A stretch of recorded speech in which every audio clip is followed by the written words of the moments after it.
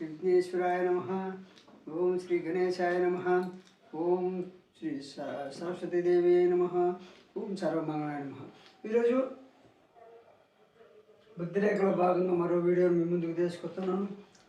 నేను ఎందుకు చెప్తున్నానంటే డెప్త్గా రేఖల్ని ఒక్కొక్కరికి రేఖ ఒక విధంగా ఉండదు. కాబట్టి నేను చెప్పే రేఖల్లో మీకు ఏ విధంగా అమరి ఉందో చూసుకొని ఆ రేఖను 1-4 సార్లు చూసుకొని నిర్ణయాలు తీసుకొని మీ భవిష్యత్తును మీరే సర్దిద్దుకోవచ్చు అనే ఉద్దేశంతో ఈ రేఖల్ని ఉన్నటువంటి వాస్తవాలన్నీ మీకు తీసుకొస్తున్నాను మీ ముందుకి. ఈరోజు బుద్ధిరేఖ పొడవుగా, ఇది ఆయుష్ రేఖ.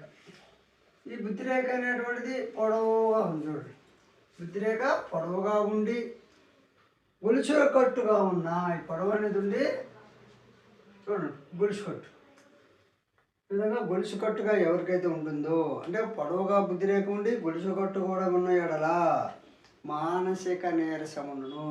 ఈ బుద్ధిరేఖ కట్లు కట్లుగా ఉంటుంది. చూడండి, కట్లు కట్లుగా విధంగా అన్నమాట, కట్లు కట్లుగా ఉన్నాడు గొలుసులాగా ఉంటే వారికి మానసిక నీరసం కలిగి ఆరోగ్యం చెడి మనసు చెడిపోవును. పిచ్చి పిచ్చిగా మాట్లాడుతుంటారు చూడు, అలాంటి వారికి ఈ బుద్ధిరేఖను చూడాలి. ఈ బుద్ధిరేఖను చూసిన తర్వాత మనసు ఏ విధంగా ఉంది, మెదడు ఏ విధంగా ఉందో తెలుసుకోవచ్చు. వారు పిచ్చి పిచ్చిగా మాట్లాడుతుంటారు కాబట్టి ఆరోగ్యం కూడా చెడిపోతుంది, మనసు చెడిపోతుంది, అధిక కోపం ఉంటారు, చుట్టుపక్కల వారిని తినివేయాలంత కోపంతో ఉంటారు. అంటే ఈ విధంగా బుద్ధిరేఖ ఎవరికైతే గొలుసుకట్లుగా ఉంటుందో అలాంటి వారు అవతల వ్యక్తుల్ని తినేసి మింగాలి, తినేయాలి అనేటువంటి కోపం విపరీతంగా ఉంటుంది. అంటే ఈ విధంగా కట్లు ఉండడం మంచిది కాదు. మానసిక నీరసం, ఆరోగ్యం చెడిపోతుంది, మనసు చెడిపోతుంది, అధిక కోపం కలిగి ఉంటారు, చుట్టుపక్కల వారిని తినివేయనంతగా కోపం పెంచుకుంటారు. అదేవిధంగా బుద్ధిరేఖ ఆయుష రేఖ నుండి బాగా పైకి పోయిన పిచ్చి చేష్టలు కనపరుచును. ఇప్పుడు ఇది ఆయుష రేఖ. ఈ ఆయుష రేఖ పక్కనే కాకుండా చూడు, ఈ బుద్ధిరేఖ అనేటువంటిది ఆయుష రేఖ నుండి బయలుదేరి బాగా పైకి పోయింది అనుకో. బాగా పైకి పోతే అర్థమైంది, పైకి గ్రహాలు యొక్క వెడల్పు కూడా తగ్గుతుంది. ఇప్పుడు ఇట్లా పైకి పోయినందువల్ల రేఖ ఇలా అనుకో, ఆయుష రేఖ నుండి పైకి పోయింది. పైకి పోయినందువల్ల ఈ దెబ్బల యొక్క పరిమాణం కూడా తగ్గిపోతుంది. కాబట్టి అలా విధంగా బుద్ధిరేఖ ఆయుష రేఖ నుండి బాగా పైకిపోతే పిచ్చి చేష్టలు కనపరుచును. పిచ్చి చేష్టలు అంటే ఎలా ఉంటాయంటే, స్త్రీ అయితే వర్షవాయు లేకుండా గెలుతూ ఉంటారు, స్త్రీలు అయితే వారు కూడా, పురుషులు అయితే కూడా వర్షవాయు లేకుండా గెలుతూ ఉంటారు. వాళ్ళు ఏమి చేస్తారో వాళ్ళకే తెలియదు, ఏ పనులు చేస్తారో వాళ్ళకి తెలియదు, పిచ్చి పిచ్చి పనులన్నీ చేస్తూ ఉంటారు. కాబట్టి ఒకరిని మోసం చేయాలనేటువంటిదా ఆతృత ఎక్కువ ఉంటుంది, లేదు ఒకరిని లొంగ తీసుకోవాలనే ఆతృత ఎక్కువ ఉంటుంది. అంటే స్త్రీ పురుషులకి వర్షవాయు లేకుండా పిచ్చి చేష్టలు ఉంటాయి.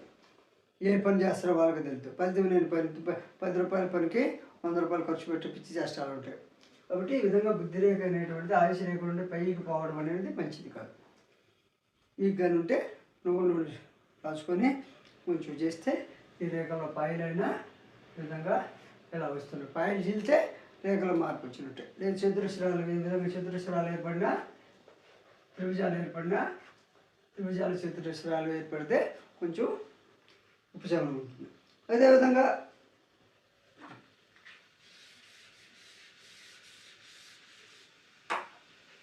ఇప్పుడు ఆయుష రేఖ అయిపోయిన తర్వాత బుద్ధిరేఖ. ఈ బుద్ధిరేఖలో లంక గుర్తులు ఉన్నా, లంక గుర్తులు అంటే తెలుసు కదా. చూడండి, లంక గుర్తులు అంటే ఇట్లా చూడండి, పొట్ల గింజ ఈ విధంగా ఉంటాయి. అంటే ఇక్కడ 2 రేఖలుగా ఉండి ఇక్కడ మధ్యలో గ్యాప్ వస్తుంది, లంకలాగా.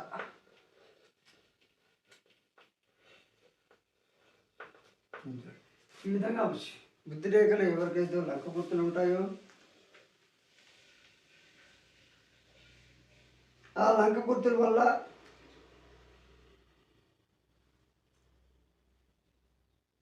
దురదృష్టం, మనోవ్యాధి, దురదృష్టం ఈ లంక గుర్తుంటే బుద్ధి రేఖలో దురదృష్టం ఉంటుంది, మనోవ్యాధి ఉంటుంది, అనారోగ్యం కూడా కలుగుతుంది. అదేవిధంగా బుద్ధిరేఖ వాలి గొలుసు మాదిరిగా ఉన్నా అంటే బుద్ధిరేఖ అనేటువంటిది నాకు చెప్పాను. నాకు పొడుగ్గా ఉండి గొలుసు కట్టుంటే అనర్థాలని చెప్పుకున్నాను. ఇప్పుడు గుడ్డి గొలుసు ఇలా వాలి కిందకు వాలి గొలుసు కట్టుంటుంది. కిందకు ఉండొచ్చు, లేకపోతే ఎలా ఉండొచ్చు. ఏదైనా బుద్ధిరేఖ వాలి గొలుసు కట్టుగా ఏ రూపంలో ఉన్నా ఎక్కడ ఉన్నా విచారంతో దిగులుతో స్పృహ తప్పి పడిపోయే లక్షణాలు ఉంటాయి. విచారంతో అప్పుడు స్పృహ తప్పి పడిపోయే సుందులు, కొన్నిసార్లు ప్రాణహాని కూడా కలుగును. ఈ విధంగా గొలుసు అనేటువంటిది బుద్ధిరేఖలో మంచిది కాదు. గొలుసు కట్టుంటే అప్పుడప్పుడు స్పృహ తప్పి పడిపోతుంటారు, ప్రాణహాని కూడా కలుగును.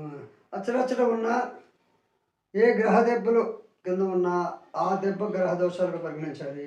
ఇప్పుడు ఈ గొలుసు కట్టు అనేటువంటిది ఈ బుద్ధిరేఖ నుంచి గొలుసు కట్టు ఈ విధంగా ఉంటుంది. మొదట్లోనే ఉంటే ఈ గురుదెబ్బ, ఈ గురుదెబ్బ కింద గొలుసు కట్టున్న బుద్ధిరేఖ గురుగ్రహ దోషాలు ఉంటే ఏ రంగంలోనా రాలింపు రాదు. రాజకీయ రంగంలో రాలేరు, విద్యారంగంలో రాలేరు. అదేవిధంగా బాగుంది శని దెబ్బ కింద గొలుసు కట్టుందని శని దెబ్బ కింద గొలుసు కట్టుగానే ఉంటే శని దోషాలు ఏనాడు శని దోషాలు ఉంటుందా? శని దోషాలు ఉంటే పట్టి పీడిస్తుంటాడు, అనారోగ్య సమస్యలు ఉంటాయి. అదేవిధంగా విపరీతమైన కోపం ఉంటుంది, గొడవలు వస్తుంటాయి. శని దోషాలు అనేటువంటివి వచ్చి చూడండి. అదేవిధంగా రవి దెబ్బ రవి స్థానం కింద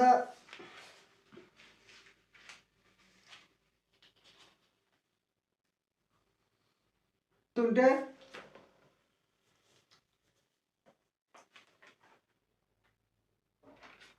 ఇప్పుడు ఈ విధంగా ఉంటే ఏ గ్రహ దెబ్బ కింద ఏ గుర్తుంటే ఆ గ్రహ దోషాలు మనకు కలుగుతుంది. ఇప్పుడు బుద్ధిరేఖ ఇది ఉంది, ఇది ఇక్కడ లంక ఉంది, గురు దెబ్బ కింద లంక ఉంది. లంక అంటే అటు వడ్ల గింజలాగా ఉంటుంది చూడండి. గురు దెబ్బ కింద ఎవరికైతే వడ్ల గింజ ఉంటుందో వారికి అంటే బుద్ధిరేఖ మీద నీరసమైన ఆలోచన అనేటువంటి నీరసంగా ఉంటాయి. అదేవిధంగా విద్యాశక్తి లేనివాడుగా ఉండును. అయితే ఈ గొలుసు కట్టు ఇప్పుడు ఏ వయసులో సమస్య వస్తుందంటే 21వ సంవత్సరంలో కానీ 22వ సంవత్సరం లోపల ఉండును. 21-22 సంవత్సరాల లోపల సమస్యలు ఈ యొక్క అడ్లగింజ రేఖ గురుస్థానం కింద ఉంటే 22వ సంవత్సరంలో మనకి నీరసమైన ఆలోచనలు, ఆ వయసులో విద్యా ఆసక్తి ఉండదు. కొంతమంది బడి వదిలిపోతుంటారు. బడి వదిలి వెళ్ళిపోతున్నారంటే ఈ బుద్ధిరేఖలు ఉన్నాడు గుర్తులు ఆధారంగా తెలుసుకోవచ్చు. సో మీరు చదువుకొని వెళ్ళిపోతుంటారు కదా, అలాంటి వ్యక్తులకి ఈ లంక గుర్తులు కానీ ఉంటే నూనెను పూసేసి ఏం చేస్తే పిల్లలు మళ్ళీ కంటిన్యూగా చదువుకుంటూ ఉంటారు. కాబట్టి అది ఎప్పుడంటే 21-22 సంవత్సరాలు 21-22 సంవత్సరాల మధ్యలో సమస్య వస్తూ ఉంటుంది. ఆ వయసులో చదువు మీద శ్రద్ధ ఉండదు. లంక గురిస్థానం కింద ఉంటాయి. అదేవిధంగా శని స్థానం కింద ఉండింది అనుకోండి, ఈ లంక గుర్తి అనేటువంటిది ఇది శని స్థానం.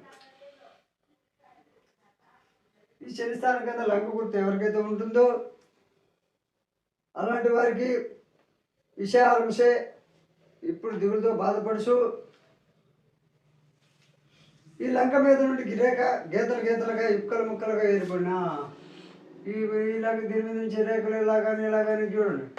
ఈ లంక మీద మళ్ళీ అడ్డమైన గీతలు, నిలువు గీతలు ఈ విధంగా కూడా ఉన్నాయి. ఎలా ఏర్పడిన ఎలా ఆరోగ్యం నుండి కోలుకుంటూ కష్టము.